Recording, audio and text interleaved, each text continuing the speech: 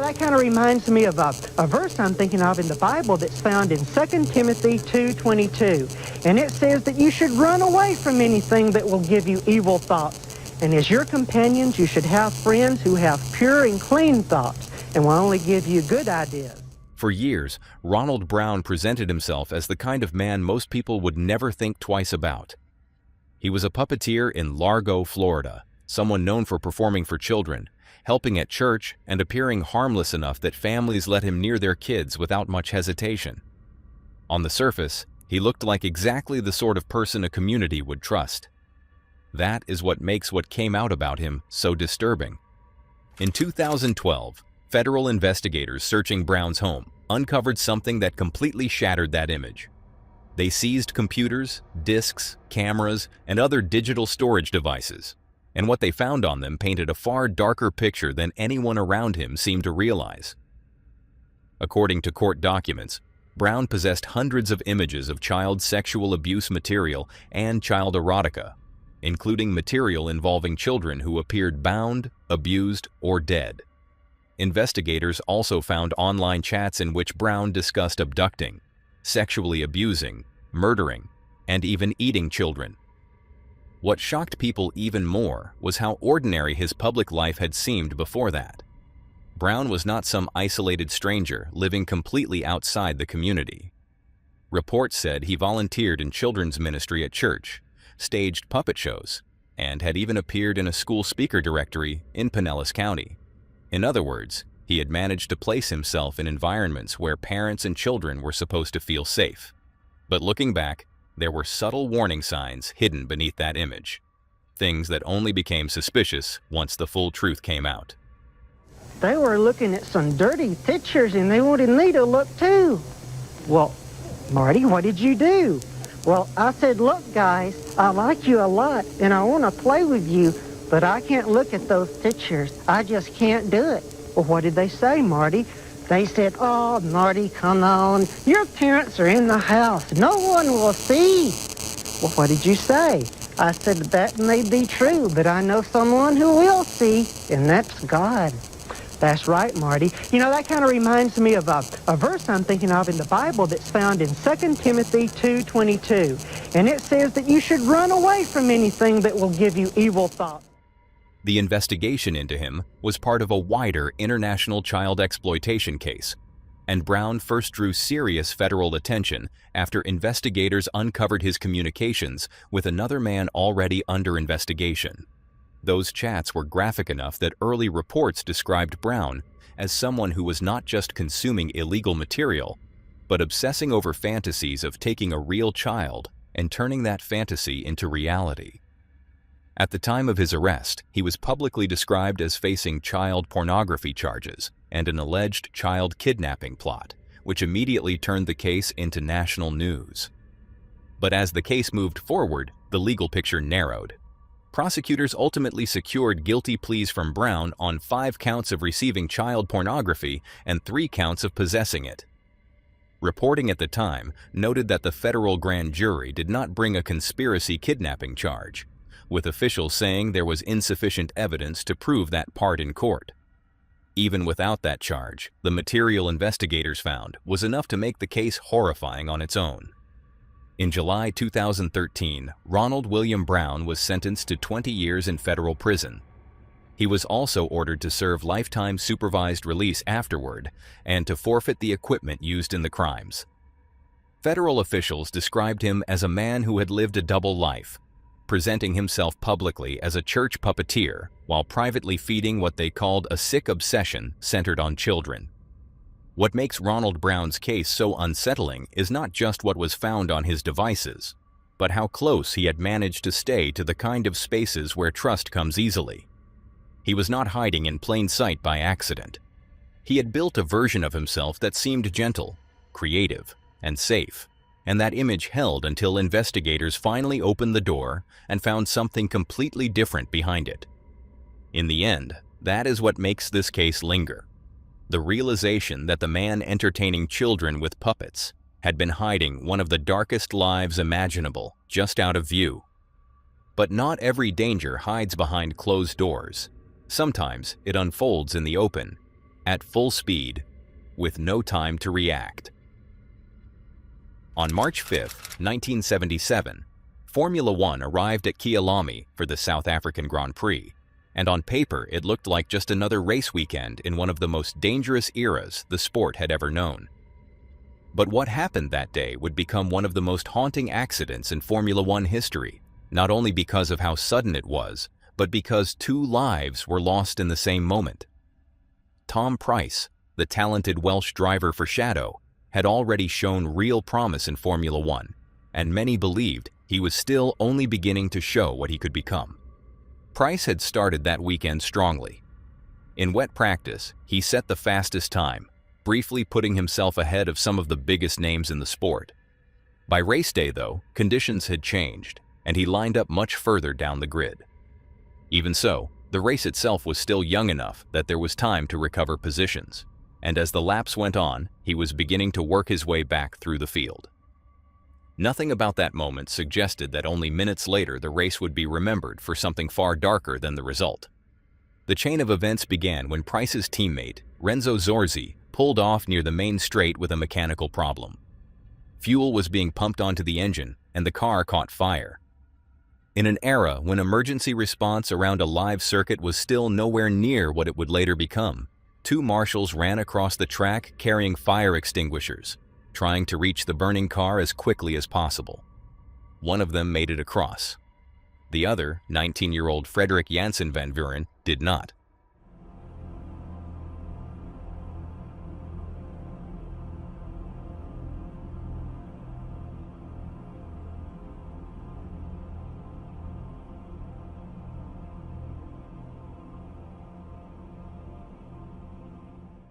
The cars of Hans-Joachim Stuck and Tom Prix were coming over the rise at full speed.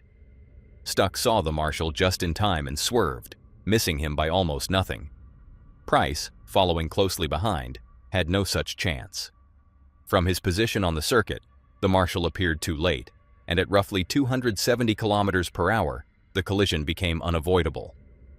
In one instant, Jansen van Vuren was struck and killed, and the fire extinguisher he had been carrying was thrown into Price's car with catastrophic force.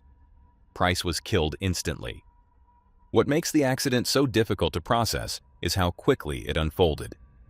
There was no long build-up, no obvious warning to the people watching, just a sequence of split-second decisions and impossible timing. Price's car, with its driver already dead, continued down the straight out of control before crashing further along the circuit. Around them, the race went on, because in that era, even devastation did not always stop a Grand Prix the way it would today.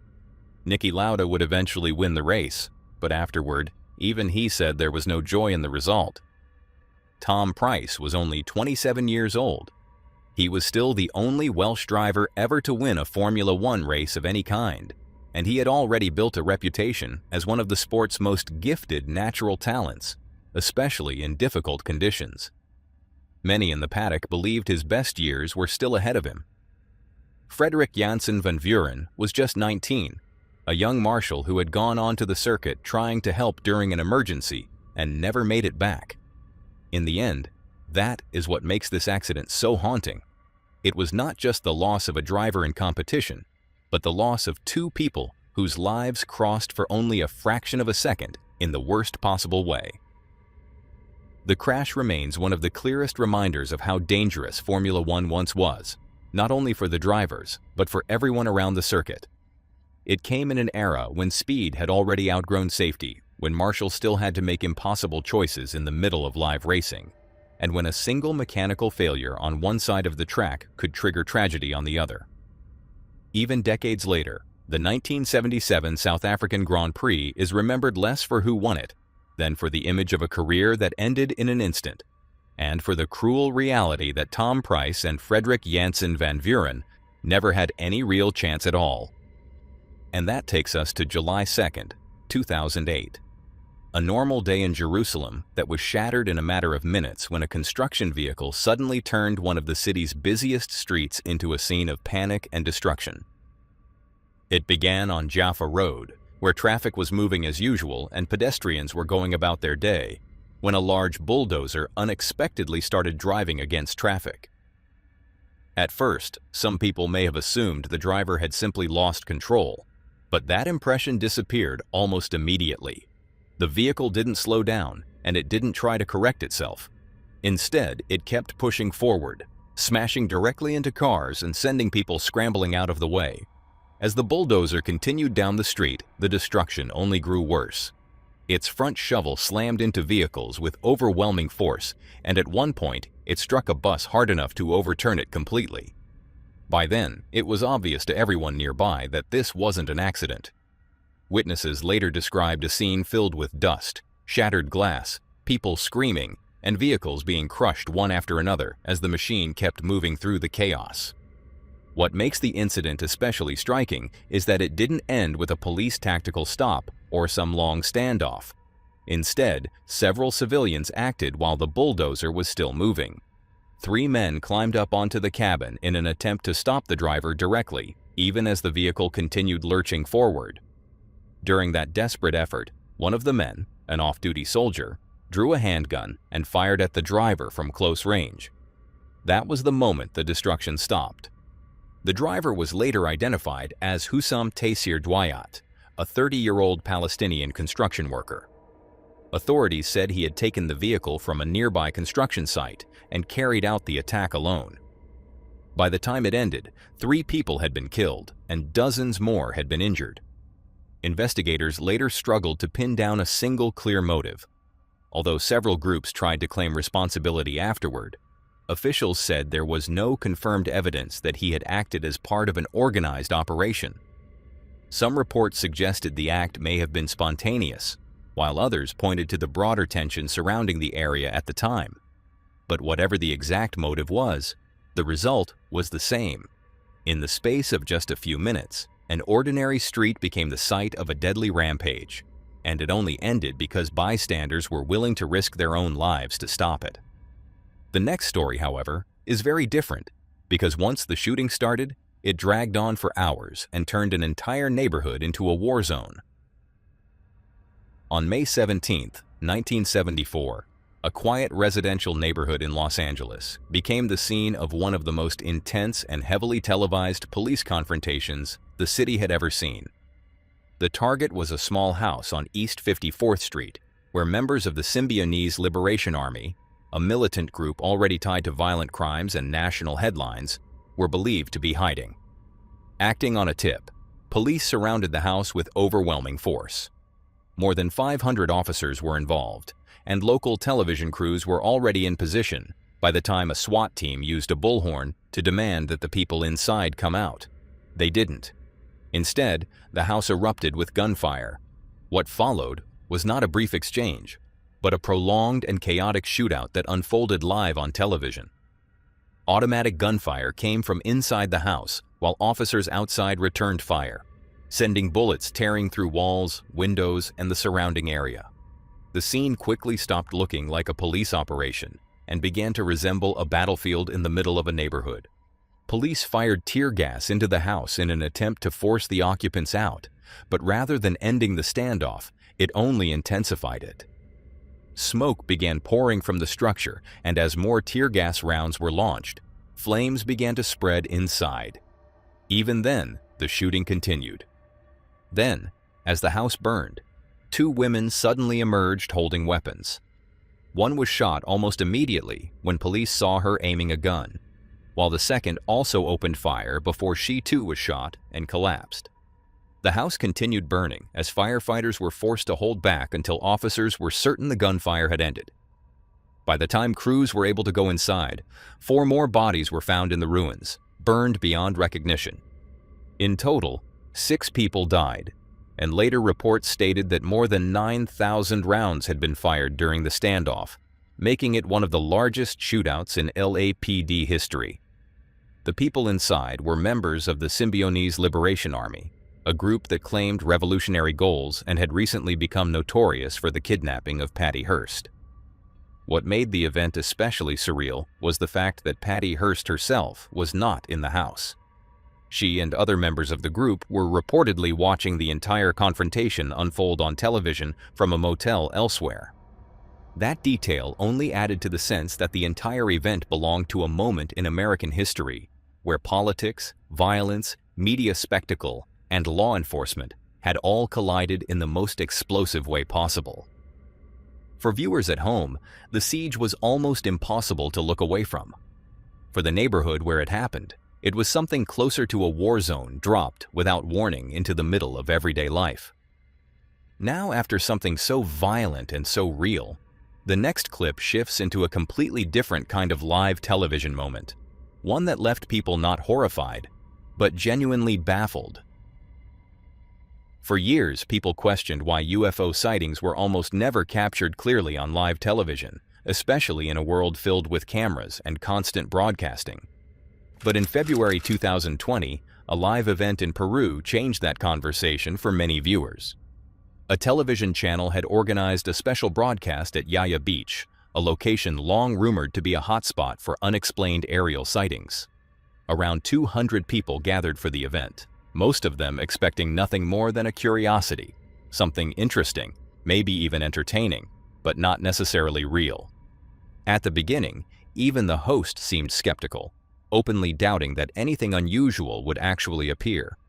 But as the broadcast continued, that skepticism started to fade.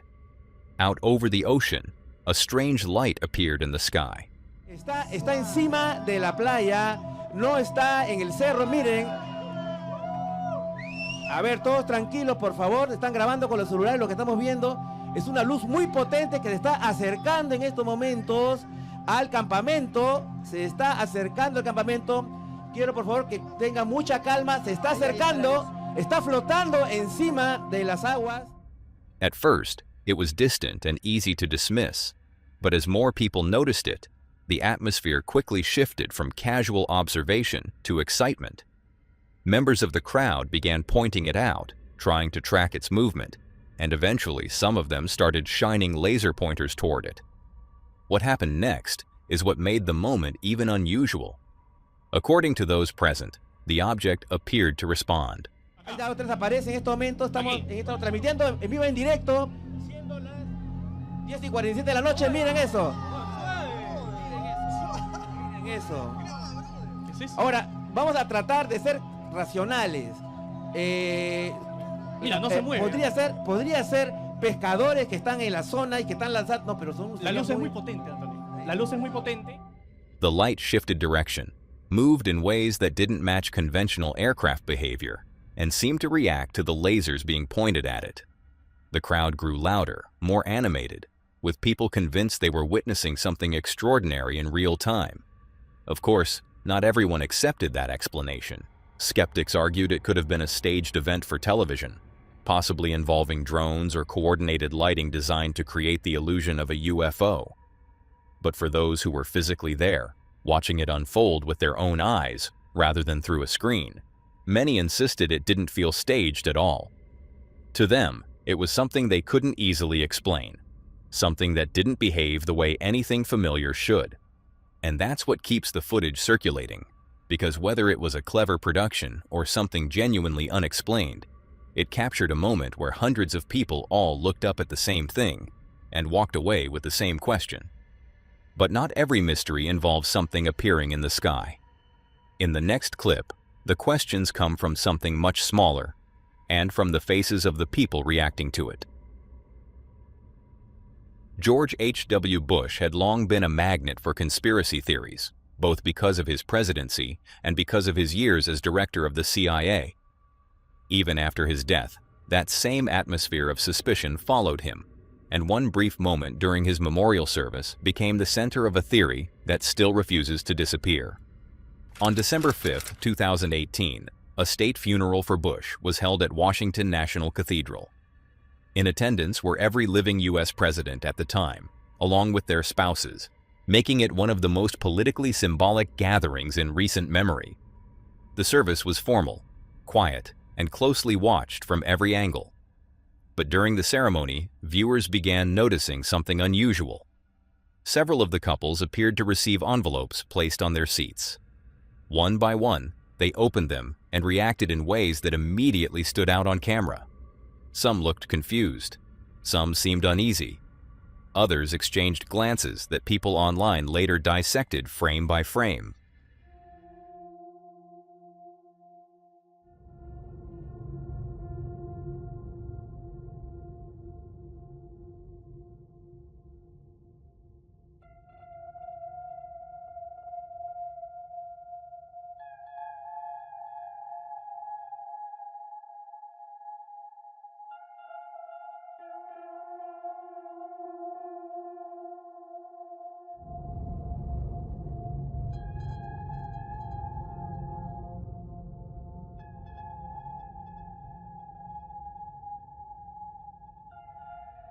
Of all the reactions, Jeb Bush's was one of the most discussed, largely because it appeared the most visibly unsettled. That was enough for the internet to do what it always does with moments like this: fill in the gaps with its own explanation. Before long, rumors began spreading that the envelopes contained a message reading, "They know everything." There has never been any verified evidence that this was true, and no official confirmation has supported that claim. More realistic explanations have suggested that the envelopes may have contained service programs, personal notes, or ceremonial materials placed for family members and dignitaries. But because the cameras captured the reactions without showing the actual contents, the mystery took on a life of its own. And that's really why the clip still gets shared. It isn't because anyone proved there was some hidden revelation inside those envelopes. It's because the people receiving them were some of the most powerful political figures in the country. And for a few seconds, several of them looked as though they had just read something they weren't expecting. Whatever people believe was inside those envelopes, the next broadcast leaves far less room for uncertainty, because the threat unfolds right there in the studio. On December 11th, 2006, what started as a routine live talk show in Italy quickly turned into a moment that no one in the studio, or watching at home, was prepared for. The guest, sitting calmly across from host Maurizio Martinelli, appeared to be participating in a normal interview, answering questions and speaking without anything seeming out of place. But then, without any clear warning, he reached into his jacket and pulled out a bottle, opening it and pouring the liquid over himself. At first, there was confusion, then realization. The crew rushed toward him as the smell of gasoline became obvious, grabbing the bottle and trying to stop him before he could do anything else. In the middle of the struggle, he pulled out a lighter and a piece of paper, threatening to set himself on fire unless his demands were read live on air. The atmosphere shifted instantly from a television broadcast to a crisis. Martinelli stepped in, managing to calm him just enough to take the paper and ask him to explain his message instead. Still soaked in gasoline and visibly emotional, the man began speaking. He was identified as Nicola DiMartino, an activist fighting for fathers' rights, who had only recently been reunited with his son after more than a decade apart. What made the moment even harder to watch was that his son was sitting there in the studio, witnessing everything. During the broadcast, DiMartino apologized to him, explaining that his actions came from years of frustration and desperation, saying he couldn't bear the idea of other fathers going through the same experience. The situation was eventually brought under control, but the footage spread quickly, sparking outrage across the country, with many condemning what he did, while others focused on the pain that had led him to that moment. It was a moment driven by desperation and emotion. The next one, however, is unsettling in a different way, because it centers on a man who built his entire image around provoking fear and fascination. During the late 1960s, at a time when occult culture was gaining attention across California, one man stood at the center of it all: Anton LaVey, the founder of the Church of Satan. With his shaved head, dark clothing, and deliberately provocative image, LaVey built a reputation not just as a religious figure, but as someone who openly embraced controversy and used it to draw attention. As his influence grew, so did public curiosity. Eventually, he was invited onto a televised talk show hosted by Joe Pine, a broadcaster known for his confrontational style and willingness to challenge his guests directly. Pine himself had a reputation for controversy and often described his approach as playing the devil's advocate, a label that would later take on a far more ironic meaning. From the moment the interview began, the tone was tense. Pine openly mocked LaVey's beliefs, questioning the legitimacy of his ideas and treating the entire concept of Satanism as something to ridicule rather than understand. But LaVey didn't respond with anger. Instead, he leaned into the moment. At one point, after being challenged, LaVey reportedly made a subtle hand gesture, something he suggested was symbolic, tied to his beliefs and the image he had built around himself. Would you like me to show them how the sign of the curse works? The sign of the curse? Completely different. How does it go? No, not at you people out there in the audience, but this is the difference. Aim it toward Red China, would you? This is the sign of the horns, a curse sign, the two fingers extended.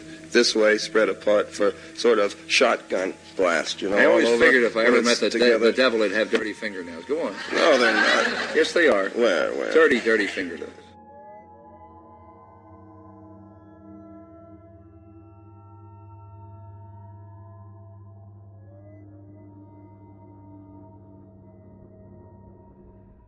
It's that moment that some viewers later focused on, claiming that LaVey had, in his own way, placed a curse on the host. At the time, it likely passed unnoticed by most people watching. But what happened afterward gave that claim new life. Not long after the interview aired, Joe Pine was diagnosed with cancer. Within 2 years, he passed away at the age of 45. For skeptics, the connection is purely coincidental, a tragic but not uncommon outcome given the circumstances. But for those who believed in LaVey's influence, it became something more than that. And this wasn't the only story tied to that reputation. Another widely discussed claim involves a personal rivalry between LaVey and a man named Sam Brody, connected through actress Jane Mansfield. According to the story, LaVey had warned Brody that he would not survive the year. Months later, Brody and Mansfield were both killed in a violent car crash. There is no verified evidence that LaVey had anything to do with either event, and most historians and investigators view these stories as the result of coincidence, myth-building, and the natural tendency to connect unrelated tragedies after the fact. But that's what makes the narrative so persistent. LaVey carefully built an image that blurred the line between performance and belief, and moments like these only reinforced that image long after the events themselves had passed. So the question remains the same. Was it nothing more than timing and coincidence, or did LaVey understand exactly how to create a legacy that would make people question it long after he was gone? Coincidence or something more, this next moment brings those same ideas into a setting where nothing about it should feel unexplained. During the live news coverage of the 2011 tsunami in Japan, one of the most devastating natural disasters in modern history, viewers around the world were focused on the overwhelming destruction unfolding on screen. Entire towns were being swallowed by water, debris was being carried for miles, and the footage itself was already difficult to process. But amid all of that chaos, some viewers began noticing something strange in the background of one particular clip. At first, it looked like nothing more than a dark shape moving through the sky. Possibly a bird caught in the frame as helicopters and cameras captured the disaster from above. But as people replayed the footage, something about it didn't seem normal.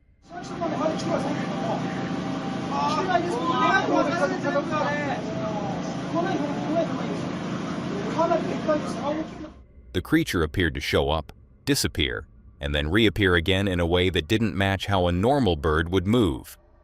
When the footage was slowed down even further, the effect became even more unsettling.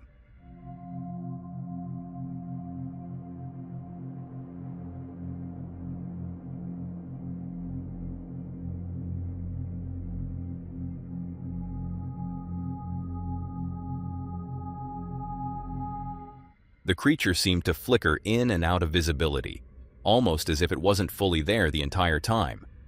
For skeptics, the explanation was simple: video compression, signal distortion, or digital artifacting caused by the chaotic conditions of live broadcasting during a disaster. But for others, the explanation went in a very different direction. Some viewers immediately connected the sighting to a well-known cryptid known as the Mothman, a creature first reported in West Virginia in 1966, where multiple witnesses claimed to have seen a large, winged figure with glowing eyes. Over the following year, sightings continued until December 14, 1967, when reports placed the creature near the Silver Bridge. The next day, that bridge collapsed, killing 46 people. After that, the sightings stopped.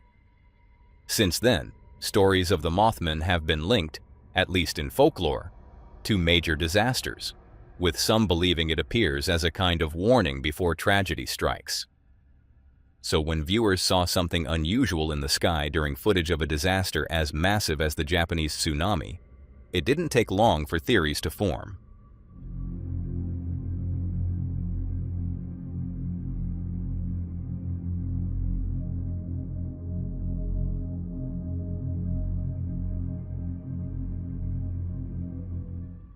Whether it was just a visual glitch, a large bird caught in distorted footage, or something people wanted to believe was more than that, the clip remains one of those moments where reality and interpretation blur, especially when people are already witnessing something catastrophic.